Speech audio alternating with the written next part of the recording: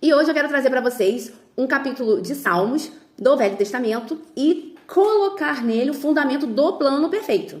Isso é o legal de você começar a praticar na hora da leitura, para cada vez mais você ter a interpretação correta, ou seja, alinhada com o plano perfeito. E claro, sempre o Espírito testificando no seu coração. Isso realmente é libertador. Então a gente vai para Salmo 26. Salmo 26, Davi falando, conversando, Davi sempre muito perseguido, e ele sabia que tinha um Deus ali com ele. Então ele tinha altos papos com Deus. Uma hora muito almático, uma hora muito confiante, uma hora bem desanimado. Mas o importante é você ler os versículos do salmista fundamentado no plano perfeito. E aí você vai conseguir separar, vai conseguir trazer para a sua realidade hoje sem peso, sem julgo e principalmente com o olhar da graça. Então vamos lá. Salmo 26. Ele fala assim: faz-me justiça, Senhor. Ou seja, algo estava acontecendo com ele e ele queria muito que Deus intervisse de forma justa. Ou seja, quando a gente fala de justiça, a gente lembra logo do quê? Se eu faço uma coisa certa, uma coisa boa, uma coisa correta, alinhada com a lei que existe, eu recebo coisas boas, eu recebo a bênção, eu recebo a aprovação, eu recebo um resultado final bom. Se eu faço algo que vai de encontro à lei, algo de errado, algo que vai contra a lei, eu sou o quê? Punida, eu recebo um castigo, eu recebo uma autuação, enfim, me tiram algum benefício. É assim que funciona, né? Falou de justiça, certo, errado, é errado. Se você faz certo, tá ok. Se você faz errado, não está ok. Certo, um presente, não certo, uma punição, uma ausência de algo. Essa é a ideia, ok? E aí ele começa com isso: faz-me justiça, Senhor. Tranquilo a gente querer justiça, isso é certo. Tranquilo, a gente tem um zelo. Você vai ver que no discorrer do capítulo, ele mostra os feitos bons dele, os feitos corretos dele, para que ele tenha a justiça aprovada ali, uma boa justiça da parte de Deus. É isso que praticamente todos fazem hoje. É praticamente isso. Então ele fala: tenho vivido com integridade, uma coisa boa, que vai gerar, né, um retorno bom para ele da parte de Deus. Ele fala também que não se associa às pessoas falsas, hipócritas, ajuntamentos maléficos. Isso aí é algo que é muito claro pra gente hoje, que não é legal, certo? Se a gente se associa com pessoas que mentem, maléficas, isso automaticamente já traz um mal pra nossa vida. Isso aí é muito assim, na cara. E aí ele fala: tenho vivido com integridade, confiado no Senhor, sem vacilar. Então ele fica o capítulo todo falando isso. E ele até termina: eu tenho uma integridade, então faz-me justiça.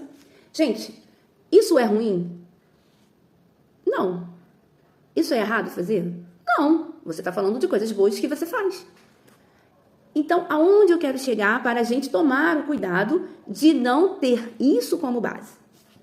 Tudo que eu faço para mostrar uma integridade, a integridade que é uma coisa boa, não pode ser o parâmetro, não pode ser a condição para eu receber algo de Deus.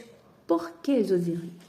Porque quando eu falo de integridade, que é eu confiar em Deus, é eu não vacilar, é eu seguir a verdade, quando eu trago os meus feitos bons como base, vamos lá.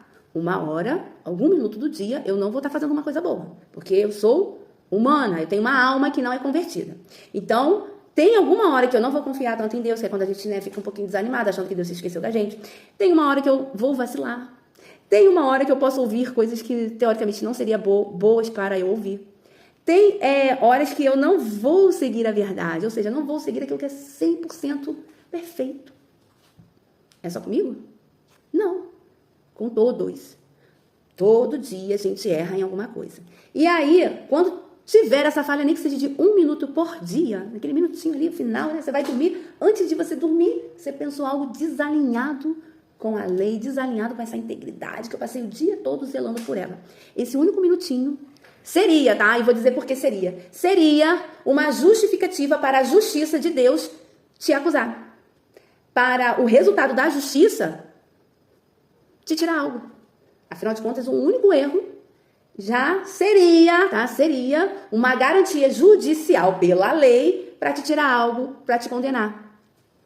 Por isso que nós, que já estamos em Jesus, já dissemos sim para o plano perfeito, precisamos ter a consciência que a nossa justiça foi executada em Jesus. Então, hoje nós somos justiça de Deus em Cristo.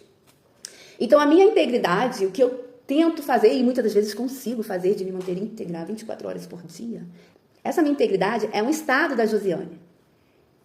E é um estado bom, afinal de contas, ser íntegro é bom. O que eu quero mostrar a vocês é que a minha integridade, o meu estado de integridade não define quem eu sou. Eu sou filha amada de Deus, resgatada por Cristo. E creio nisso, é por fé.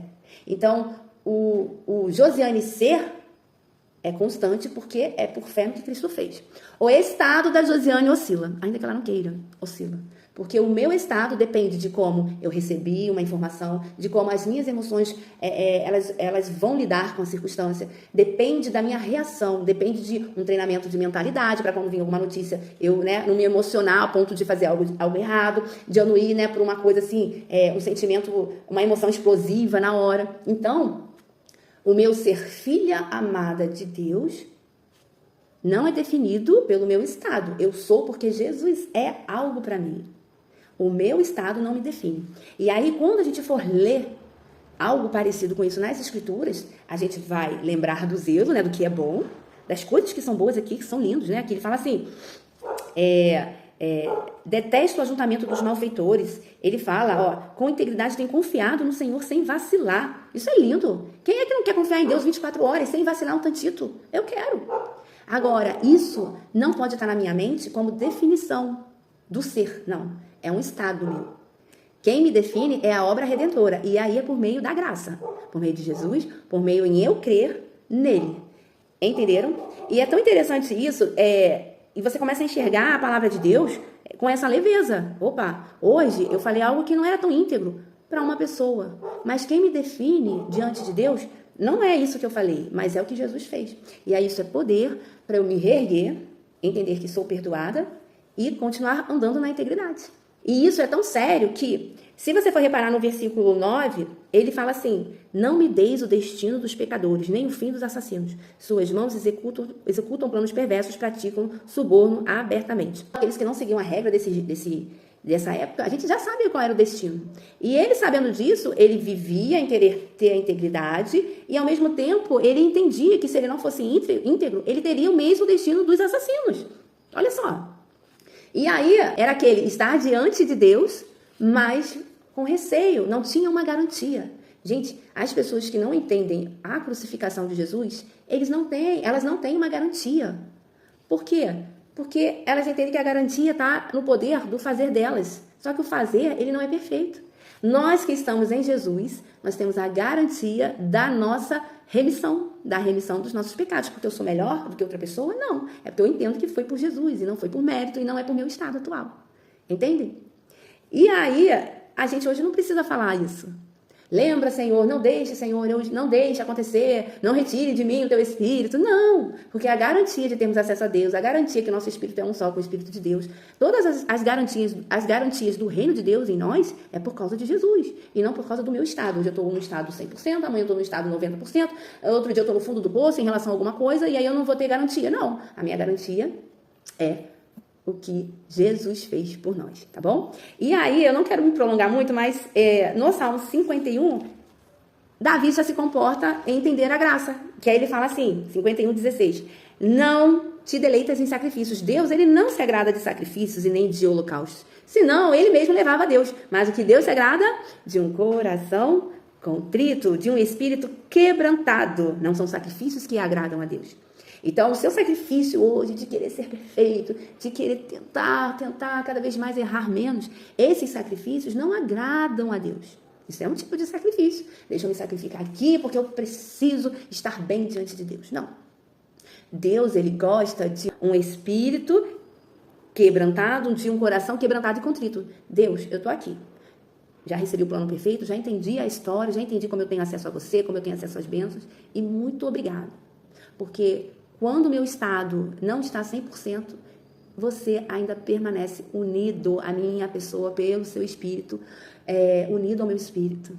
Obrigado, porque mesmo eu não estando 100% na integridade que a lei exige, o meu relacionamento com você, quem me garante, é a redenção em Jesus. Eu nada sou sem você. Eu nada sou sem o plano perfeito. A Josiane não é nada sem o plano perfeito. A Josiane é potência com o plano perfeito. Potência para superar toda a demanda. Potência para dizer não àquilo que tenta prendê-la. Prender a sua mente, prender as suas ações que não são boas. Vocês entendem a diferença? Então, você vai ler Salmos, vai ler o que Davi escreveu. Tenha esse olhar. Aqui ele está falando, ele está fazendo para ter algo, porém na graça o fundamento é Jesus. E o interessante é você também tirar aquilo de bom, no sentido assim, olha, ele falava assim, ele é muito com o eu, né? O eu. Uma coisa legal. Ele fala assim, lava as mãos na inocência e do teu altar, Senhor, me aproximo cantando os hinos de gratidão e falando de todas as tuas maravilhas. Hinos de gratidão, ok. Falar das maravilhas de Deus, precisamos ter isso em nossos lábios constantemente. Lava as mãos na inocência e do teu altar, Senhor, me aproximo. Presta atenção, o altar na graça é o seu espírito unido ao Espírito de Deus. Então, na verdade, não tem mais altar físico. É a sua pessoa, a casa. O templo agora é o seu corpo e o altar é a união do seu espírito com o Espírito de Deus. O seu espírito vivificado no Espírito de Deus. Uma comunhão para sempre, independente do seu estado. Olha que leveza, olha como o cristianismo é leve, porque você imagine só, você ter que construir um altar com as medidas lá exatas, você ter que sacrificar coisas, você ter que ficar ali, entregar ali algo que hoje na graça está dentro de você. Agora está dentro, seu espírito unido ao Espírito de Deus. E aí, para terminar, eu vou mostrar um versículo e trazê-lo para a graça, que é o 8, que fala assim, eu amo, Senhor, o lugar da tua habitação, onde a tua glória habita. Que não é mais na arca, não é mais em algum altar específico, mas a habitação de Deus é dentro de você por meio do Espírito Santo, que é unido ao seu espírito. Então, glorifique a Deus, honre a Deus, não pelo que você está fazendo, não pelas regras, não pelo tanto que você concluiu as coisas boas, mas porque por meio do sangue de Jesus, por meio da crucificação, por meio do plano perfeito, você hoje é a habitação, você é a morada do Espírito de Deus, que nada mais é o próprio Deus dentro de você por meio do Espírito. E se você tem a consciência que o seu Espírito é vivificado em Deus, você tem a consciência aonde se encontra o poder para você ter as melhores ações. Fique com a graça, fique com Jesus e avance no cristianismo aqui na Terra. Um beijo, um abraço a todos.